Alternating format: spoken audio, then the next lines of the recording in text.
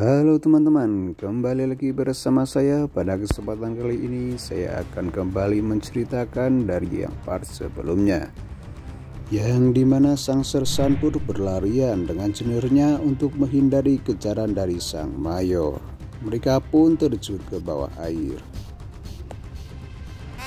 Dan di sini sang mayor pun terlihat kesal karena mereka berhasil lolos dari kejarannya. Lalu sang mayor pun menelpon pimpinannya bahwa dia akan menyelesaikannya masalah ini apabila dia diberi satu pasukan penuh untuk diberikan kepada dirinya agar masalah ini cepat selesai.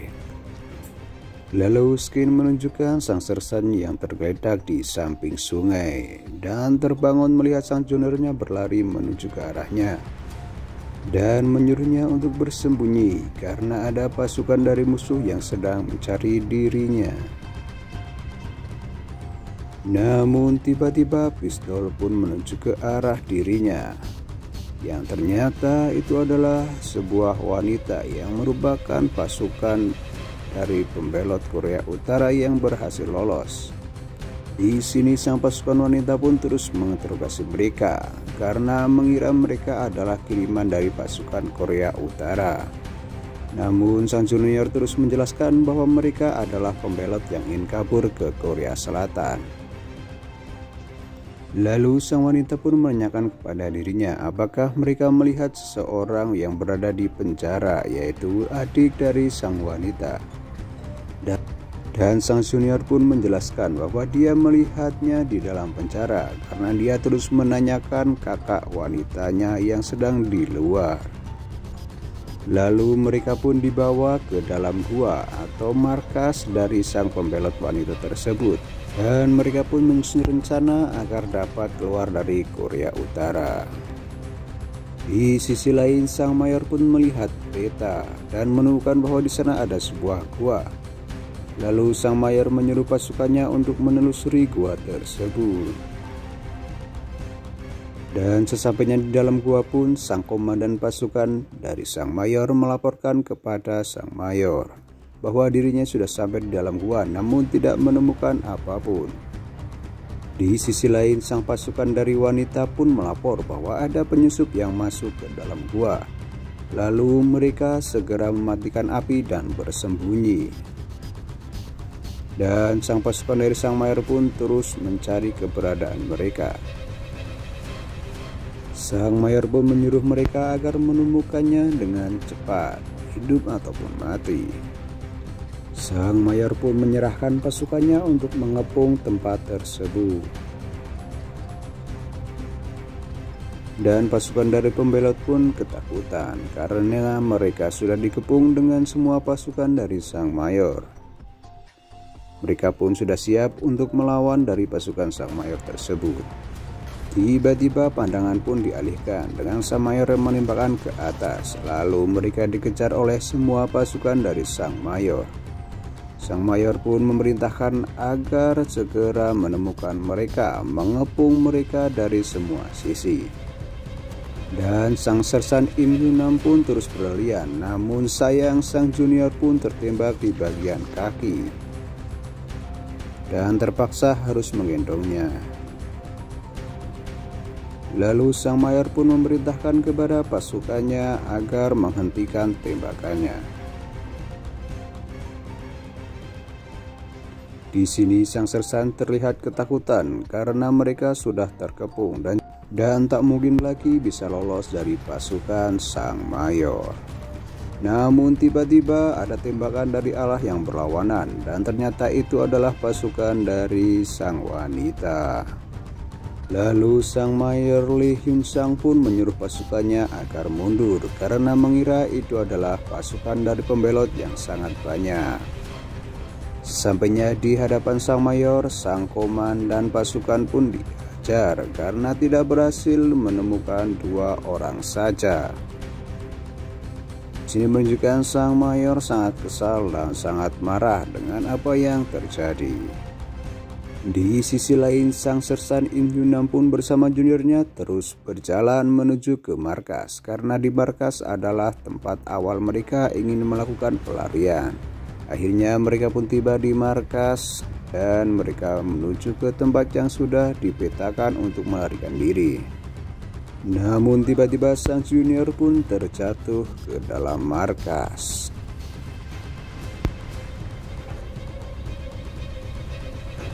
Yang dimana di situ terdapat pasukan yang sedang latihan.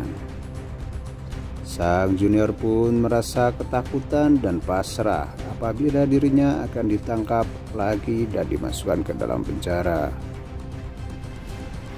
Namun di sisi lain, sang pasukan pun terus melakukan latihannya.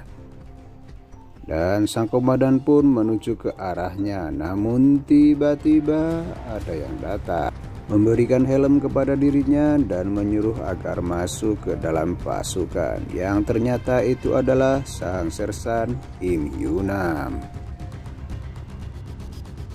Dan mereka pun bersiap-siap dengan senjatanya untuk menuju ke lapangan karena akan ada salah satu dari pimpinan pusat yang datang. Dan ternyata yang datang adalah sang Mayor Lee Hyun Sang, yang dimana kedatangannya sang mayor adalah meminta seluruh pasukannya untuk ikut kepadanya agar mencari sang sersan Im Yunam dan juga sang juniornya, yang dimana apabila menemukannya akan diberikan hadiah senilai 600 juta. Sang pasukan pun terus menyebar dan mencari sang sersan. Sang sersan bersama juniornya pun masuk ke dalam gudang karena di sana adalah awal mereka untuk melarikan diri lewat ventilasi udara.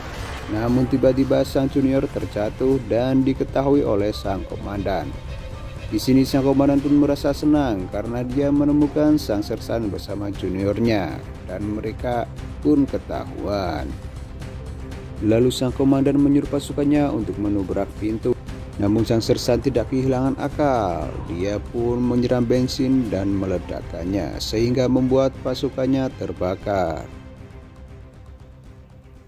Di sisi lain sang pasukan pun masuk ke dalam gudang tersebut, namun sang sersan sudah berhasil melarikan diri. Di sini sang Mayor Lee Hyun Sang pun menuju ke dalam menara pantau dan ternyata sang junior pun ketahuan. Sang mayor langsung membidikkan senjatanya dan menembak sang junior. Di sisi lain, sang sersan pun menuju ke lokasi junior tersebut. Namun sang junior pun sudah tidak kuat dengan tembakan tersebut, lalu memberikan sebuah kalung kepada sang sersan untuk diberikan kepada ibunya, karena ibunya sedang berulang tahun. Namun tiba-tiba sang junior pun tertembak di bagian kepalanya, membuat dirinya pergi menemui leluhurnya di akhirat sana. Dan sang sersan pun merasa syok dengan kejadian tersebut. Namun sang Mayor Lee Hyun Sang terus membidik sang sersan. Di sini sang sersan pun membawa kalung untuk diberikan kepada ibunya sang junior. Sang mayor pun menembakkan ke arah dirinya, namun sang sersan lebih cerdik. Sang sersan pun menembak lampu pantau dan terus berlari menuju ke lokasi yang ditentukan.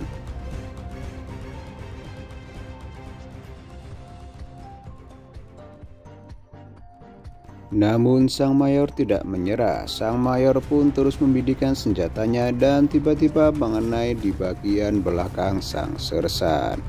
Di sini sang mayor pun terus membidik sang sersan sehingga membuat kompasnya tertembak. Karena kompas tersebut adalah alat untuk melarikan diri ke Korea Selatan. Tidak kehabisan akal, sang sersan pun menggunakan radio karena sinyal radio selalu menuju ke arah selatan. Sang sersan pun terus berlari. Akhirnya sang sersan tiba di lokasi yang sangat berbahaya, yaitu di ladang ranjau. Sang sersan pun meninggalkan petanya karena di ladang ranjau dia sudah hafal dengan letak-letak di mana ranjau tersebut. Di sisi lain, sang mayor terus menembakkan senjatanya kepada sang sersan. Sang sersan pun terus berlarian untuk menghindari senjata dari sang mayor. Di sini sang mayor merasa kesal dan ingin menuju ke sang sersan. Namun tiba-tiba ajudan dari sang mayor menginjak ranjau yang menyebabkan luka lecet sedikit. Dan akhirnya sang sersan pun terus berlarian menuju ke perbatasan Korea Selatan dan Korea Utara. Di sini terlihat sang sersan terus berlari tanpa henti, tanpa makan, tanpa tidur, tanpa berak. Namun tiba-tiba dalam pelariannya sang sersan pun masuk ke dalam lumpur hisap, yang menyebabkan tubuh sang sersan terus terhisap ke dalam lumpur tersebut.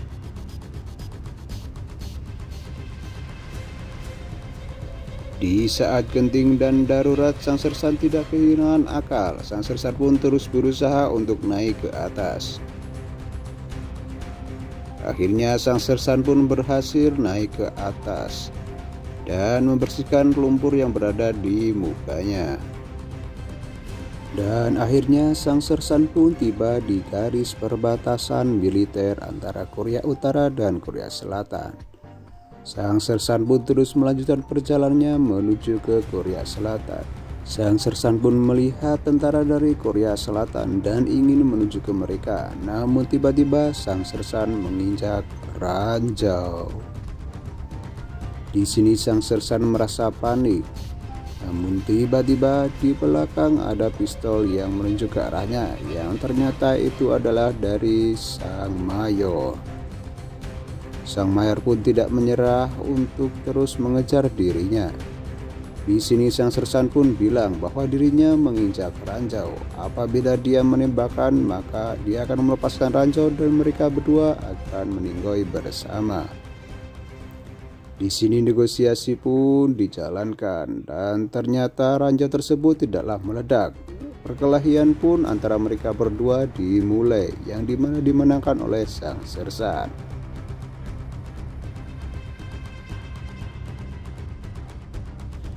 Lalu sang sersan pun terus melanjutkan perjalanannya menuju ke Korea Selatan. Di sini sang sersan pun menemukan telepon untuk menghubungi tentara dari Korea Selatan.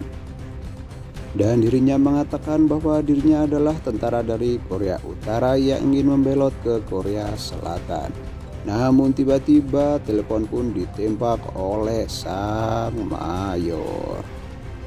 Di sini sang mayor pun tidak menyerah, terus mengejar sang sersan sampai ke titik perbatasan.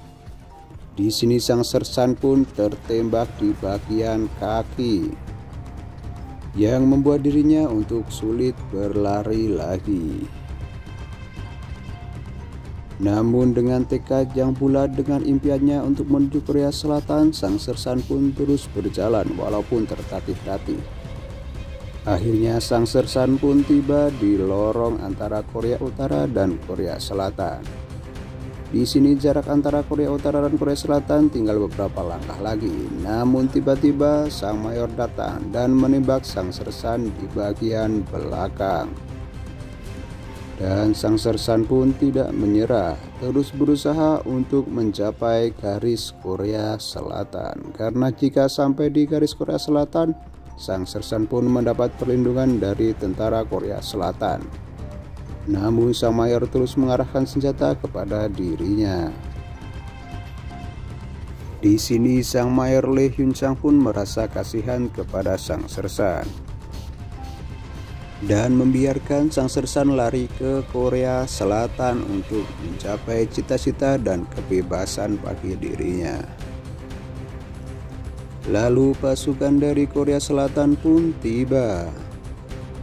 Karena sang sersan sudah mencapai garis perbatasan antara Korea Utara dan Korea Selatan.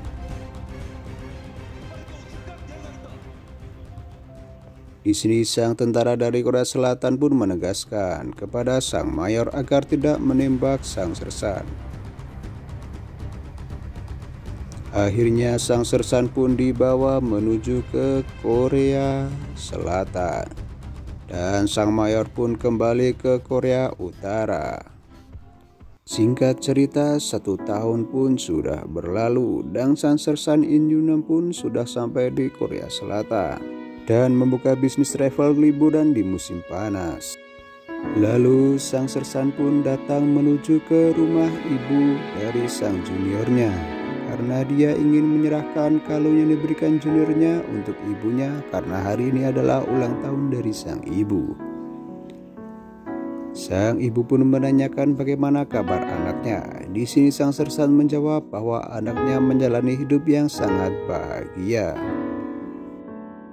Singkat cerita, sang Sersan pun sudah menjalani hidup yang bahagia karena impiannya adalah ingin hidup bebas tanpa tekanan dari Korea Utara. Dan film pun berakhir dengan sangat bahagia. Terima kasih sudah menonton, jangan lupa subscribe dan dukung channel ini.